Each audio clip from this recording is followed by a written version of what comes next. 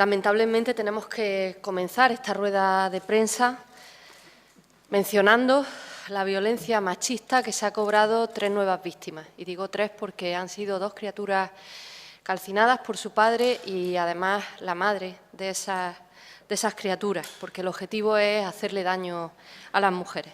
Estamos, por tanto, en un día de luto y queremos enviar nuestra solidaridad y apoyo a familiares y allegados. Vamos a tratar hoy en esta rueda de prensa de 3 temas. Concretamente, yo voy a hablar de financiación autonómica y también de la pregunta que se va a realizar a la presidenta sobre profesorado interino. Respecto a la financiación autonómica, hoy podemos decir que Andalucía tiene voz propia sobre la reforma del sistema de financiación autonómica y que se trata de una posición fuerte, que vamos con una posición fuerte, como se pretendía al inicio del grupo de trabajo, respaldada por el 90% de los diputados y las diputadas de este Parlamento, donde se han incorporado todas las propuestas que ha traído Podemos, donde se ve reconocido el trabajo ingente que hemos llevado a cabo, no solo en el grupo de trabajo, sino es algo que nosotros veníamos elaborando más atrás porque era algo que nos preocupaba profundamente.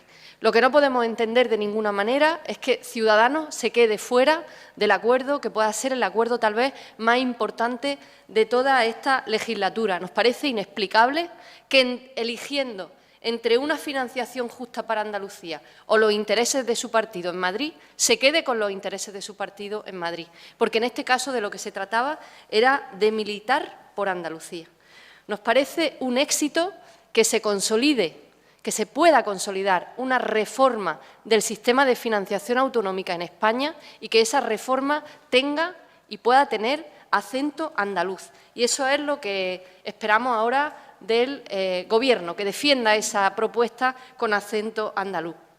Aunque partimos de posiciones diferentes, como ustedes saben, que se expresaron en los distintos documentos, hemos llegado a un acuerdo potente, un acuerdo que respeta los principios de suficiencia, un principio básico para aumentar el tamaño de la tarta, para dar una propuesta incluyente en la que quepa todo el mundo, el principio de lealtad institucional y el principio de igualdad. Igualdad en el acceso a servicios de calidad a toda la ciudadanía y todo ello sin aumentos de IVA y también rechazando los copagos.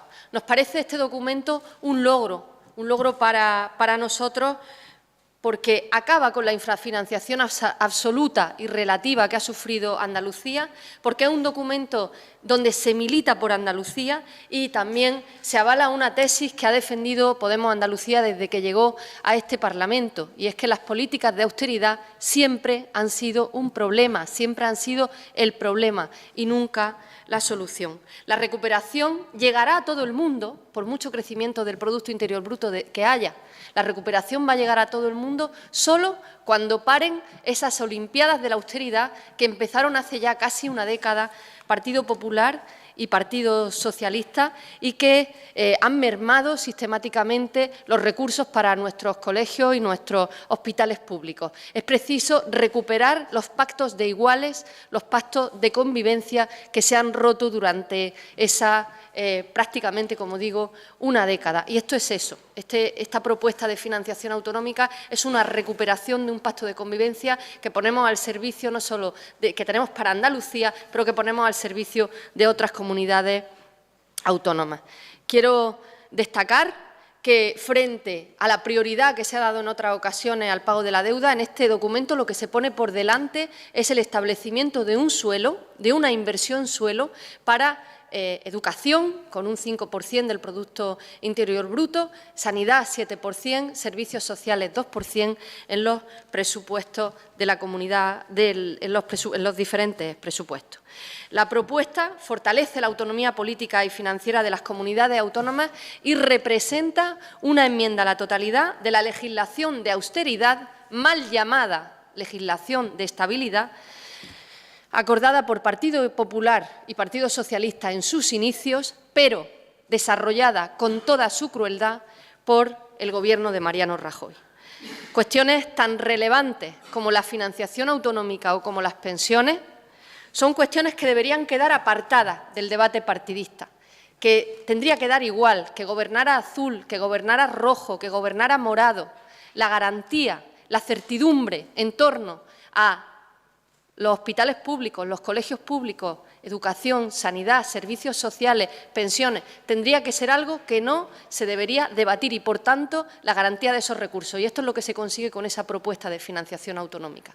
Establecer unas garantías a que va a existir esa financiación. Ojalá ese espíritu de consenso que se recoge en esta propuesta se amplíe hoy en el Parlamento de Andalucía y el Grupo Ciudadanos termine incorporándose a un documento que nos parece esencial para el bienestar de Andalucía y de nuestra gente. Un documento que, como les decía, es mucho más que un pacto de financiación autonómica. Es un pacto de convivencia inclusivo e incluyente que demuestra que hacemos nuestro trabajo, que estamos haciendo nuestro trabajo para dar propuestas inclusivas frente a las propuestas exclusivas, propuestas en las que quepa todo el mundo.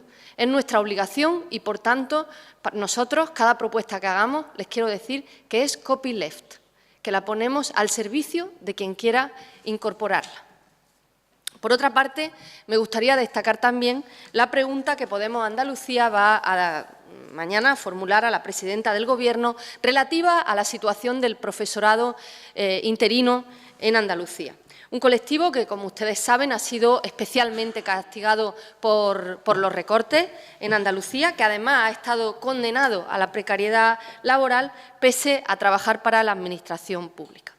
A resultas del acuerdo firmado por el Gobierno de Mariano Rajoy con algunos sindicatos, una gran parte del profesorado interino andaluz, que llega a acumular hasta 20 años de experiencia, que aporta calidad a nuestra educación pública día a día, puede quedarse fuera del sistema con algo que podría asimilarse a un ERE. Esto no es ni más ni menos que un ERE encubierto. Entendemos que es una situación de anormalidad que pone en riesgo la educación pública y queremos conocer de qué lado va a estar Susana Díaz. De nuevo, tiene que elegir con qué pacto de convivencia se va a quedar.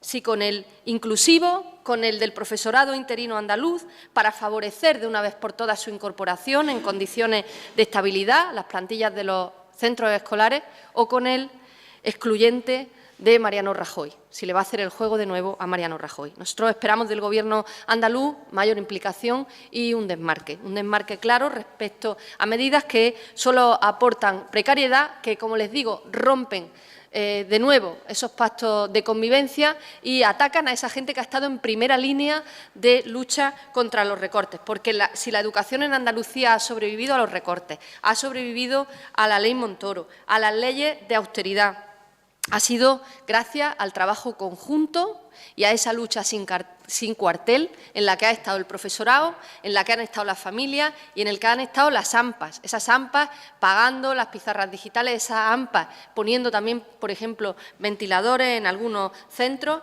y que han hecho gota a gota subir una marea verde en defensa de la educación pública y de calidad. Así que entendemos que le toca al Gobierno andaluz estar al lado, a la altura de esos docentes y que además garanticen que no hay pérdida de calidad en el sistema educativo público andaluz. Sin más, le doy paso a mi compañera Esperanza Gómez, que le informará sobre la proposición de ley que sometemos hoy a votación en el Pleno. Gracias. Vale, muchas gracias. Como ustedes saben, esta tarde se debate la toma en consideración de una proposición de ley que registró Podemos Andalucía hace ya algunos meses, que pretende modificar la ley del Gobierno de Andalucía. Esta ley nace de la constatación de dos realidades. La primera, que la época de las mayorías absolutas parece que ha terminado y que va a resultar habitual a partir de ahora encontrar situaciones en las que después de la celebración de elecciones no hay mayorías claras para formar Gobierno, hay muchas opciones diversas y que, por tanto, el periodo que media entre la constitución de la Cámara y la formación de Gobierno se va a alargar. Eso por un lado. Y segundo, el gusto del partido mayoritario por patrimonializar las instituciones, por secuestrar el Parlamento, entendiendo que es algo suyo y que funciona o no en función de sus propios intereses.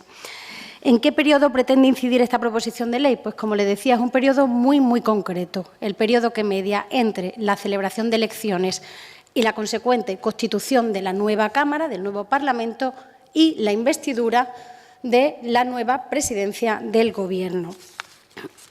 La iniciativa parte de una preocupación y es la parálisis institucional a la que los partidos mayoritarios, y en el caso de Andalucía el Partido Socialista, intentan someter en ocasiones al Parlamento, y repito, a un Parlamento que no está en funciones, que está recién constituido, por tanto es plenamente legítimo, a la parálisis que la pretenden someter hasta tanto no haya nuevo Gobierno. Recordar que nuestro reglamento parlamentario, por ejemplo, establece que a los 20 días de constitución de la nueva Cámara, las comisiones tienen que estar creadas.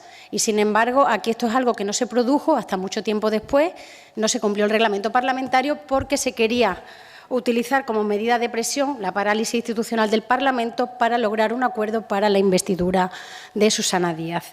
Por tanto, como les decía, esa preocupación que no está en el reglamento parlamentario, que exige que a los 20 días ya haya comisiones, y si hay comisiones es para que funcionen, obviamente, y además no establece ningún límite, como hacen otros reglamentos, pero el nuestro ningún límite, en la introducción de asuntos en el orden del día si el Gobierno está en funciones. ¿Qué es lo que pretendemos? Son dos reformas muy pequeñitas que en realidad no harían falta, es decir, que se puede extraer de lo que establece el Estatuto y el Reglamento Parlamentario, pero como el Partido Socialista, el Reglamento Parlamentario parece que no le resulta lo suficientemente obligatorio, hemos pensado introducir esta reforma en la Ley del Gobierno para ver si así se siente un poco más compelido.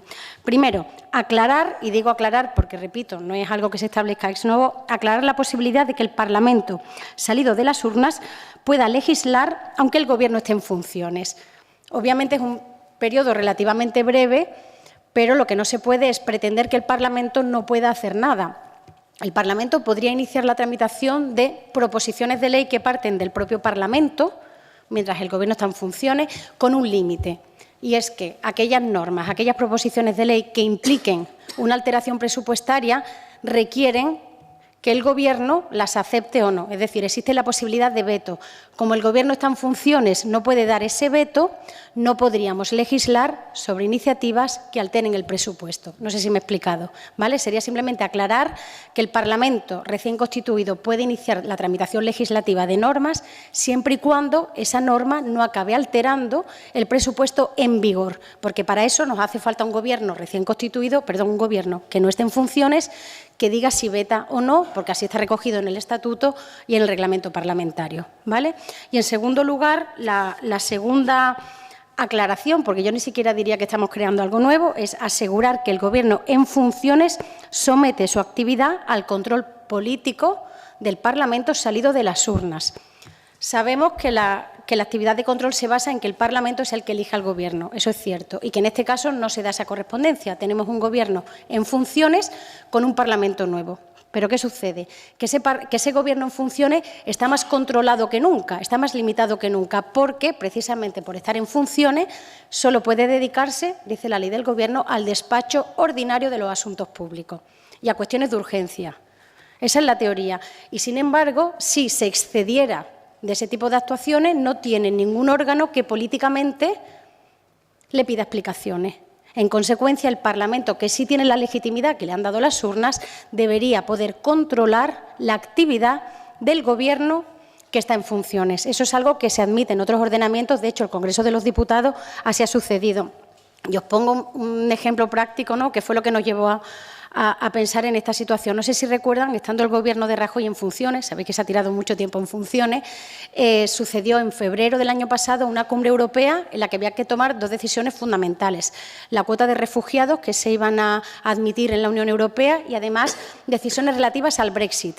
Y ahí la posición de España había que darla. El Gobierno está en funciones y, obviamente, tomar una decisión de este tipo excede de lo que es la actividad propia de un Gobierno en funciones, porque es algo que va a vincular al Gobierno siguiente. Sin embargo, la Unión Europea no puede esperar a que cada país tenga el Gobierno legítimamente constituido. En este caso, el Parlamento, el Congreso de los Diputados, se pronunció y le dijo al Gobierno cuál era el mandato que tenía que llevar. Otra cosa es que luego el Gobierno lo hiciera o no. Es decir, tenemos que dar la posibilidad, cuando se dan situaciones de este tipo, en el que el Parlamento, que tiene una mayoría distinta, le diga al Gobierno qué tiene que hacer precisamente porque está en funciones. Entonces, en vez de estar menos obligado que nunca, es al contrario, lo está más que nunca. Y eso es algo que, repito, no debería hacer falta cambiar las normas para ello, porque del Estatuto y del Reglamento Parlamentario se deduce, pero cuando se tiene un Gobierno apoyado por un partido insumiso y antisistema, que no cumple las normas, pues es lo que nos encontramos. No renueva la Cámara de Cuentas ni otros órganos de extracción parlamentaria, nos veta iniciativas legislativas como la Ley de Cuentas al principio y somete a parálisis el Parlamento cuando no le interesa. Ante esa posibilidad queremos debatir y tratar de dar una nueva vuelta de tuerca a ver si el partido mayoritario, bueno, iba a decir a ver si el partido mayoritario se compromete, no esperamos nada de ellos, la verdad, no esperamos que vayan a decir que sí a esta iniciativa porque sencillamente creemos que no creen ni en la transparencia ni en el control democrático.